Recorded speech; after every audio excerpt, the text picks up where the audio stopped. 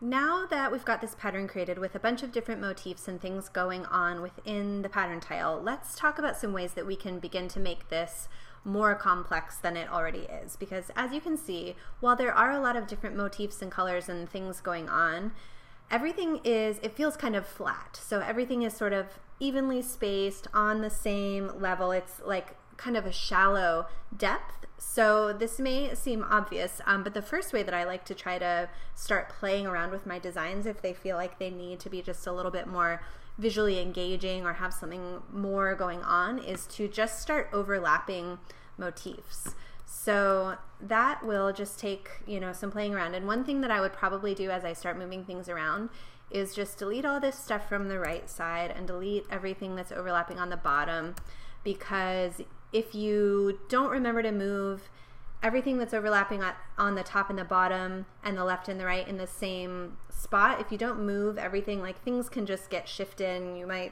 things will get off and your pattern won't end up working. So I like to just kind of delete things, start moving things around, and then copy things over as I go, creating this new version of the pattern. So hopefully that makes sense, just to prevent any future headaches when you're testing your repeat and it's not working for some reason.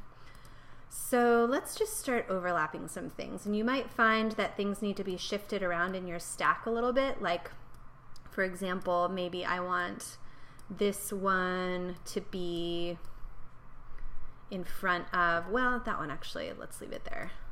Let's find one that I'm talking about. So maybe while this is overlapping, or it's underneath this flower here, it's also on top of the blue one, so I might want that to be underneath both the flower and the blue leaf. So I can simply cut this and select this and paste in back. This is a trick that I use all the time to make sure that whatever I am selecting is exactly where I want it to go. Hopefully that made sense. I'm sure I'll show you again over the course of this video lesson.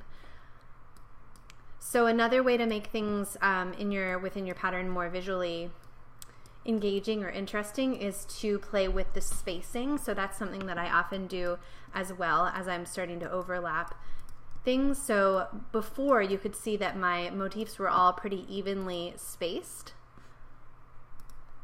What I'm going to do now is create something that feels maybe a little bit more organic, and the spacing is not the same between all of the motifs that I'm using, just to make it feel a little bit more unexpected perhaps. Sometimes I'll just simply move things out of the way that I'm not sure where I'm going to use yet and bring those back in later, or sometimes they simply just get deleted. So we'll see what happens with those. So it's kind of fun to just play around with how things might fit together in new and unexpected ways. Like, that's kind of fun. So you can see I'm leaving like some bigger, let me lock that, some bigger blank spaces than I had before, so not everything is quite so evenly spaced. And I might play around with the scale. I'm liking this overlapping flower leaf situation, so I might do a little bit more of that and possibly change the color on that one. Okay, we're getting somewhere. You can always group things together too. Like, you can see that I put all these together into this little bouquet-ish type shape, but they're actually all still their own separate motifs. So if I want those to move all as one, I can simply select that and go up to Object, Group, and then when I click anywhere on it, it selects the whole thing, so I can easily move that in one little chunk, which can be helpful. You can always ungroup that later too. See, like for example, I just moved that. I intended to move both. I just did Command Z for undo. So I'm actually going to group those together too, so I can move those. Let's see here. Okay. And I'm going to copy this one. Oops. So I'm going to hold down my Option key and click, hold, and drag, and I'll change the color of that. And you can see I'm doing a lot of what we did in the last video, just rotating, shrinking, increasing the size of certain things, copying, pasting. Maybe I'll do a little reflecting here. And if you're into keyboard shortcuts, there are keyboard shortcuts for all of these things. Like if you quickly want to get to the reflect tool without actually having to go over here and click and hold in the tool menu here, you can simply click the O key. So the keyboard shortcuts will be shown right there. You can see right next to the reflect tool it says O. So if I hit my O key, it goes right to that, which can be pretty handy. And those will just come more naturally too as you become more familiar with Illustrator. Okay, let's see. Let's maybe try to put these back in somehow. Overlap them again. So you can see how different motifs are kind of starting to form into brand new motifs, even though they're all made up of just kind of a variety of shapes that I drew all on their own. So I'm going to cut this, select that, and paste what I just cut behind that leaf. Another thing that you can do to move things around is just go to Object Arrange and bring forward or send backward. That'll send things forward or backward one step at a time. So usually I think for people, one of those options tends to make more sense in your mind. So if you don't like the way that I was doing it with cutting it and pasting it in back or pasting it in front, you are more than welcome to try the other way as well, of just arranging, sending forward, sending back. Let's see, let's change that color. Okay.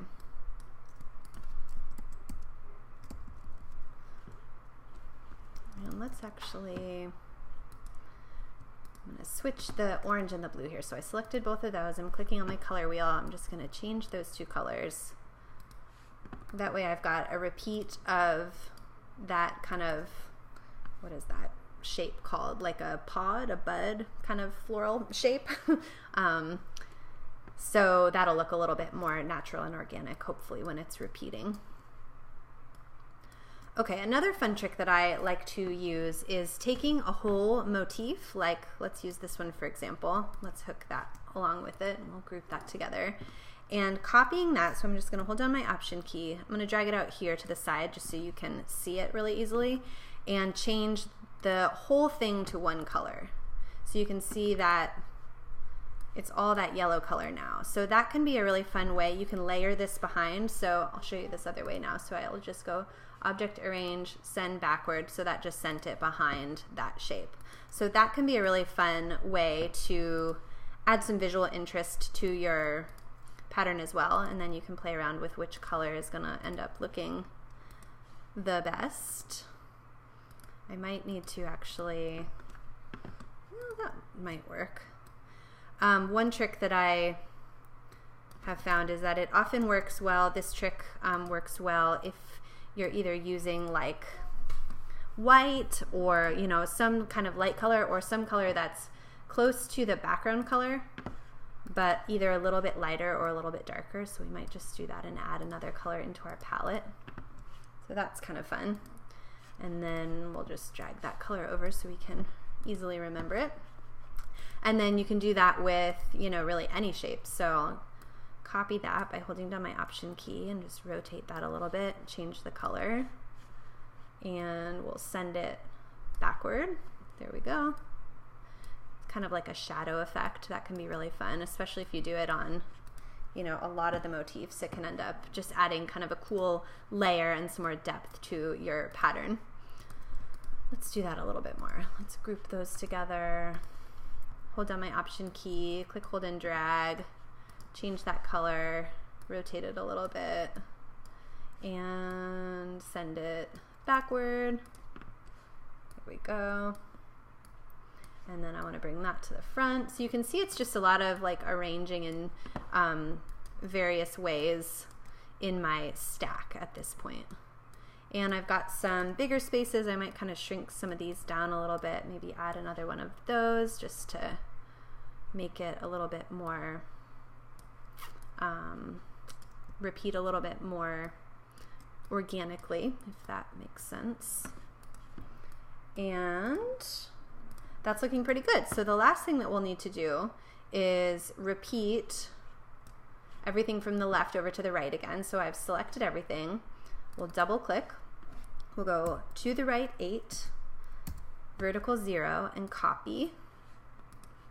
And I think I'll move this stuff over just a little bit. Maybe like that, just so those aren't touching quite as much. Okay, and then we'll move everything that's overlapping on the top down. So vertical or horizontal 0, vertical down 8, and copy. Okay, and I think I'll move these a little bit. There we go, and then maybe move that one.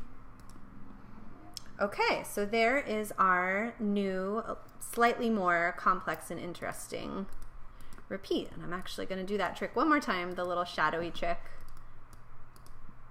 Send backward. Looks like we'll need to send it backward again.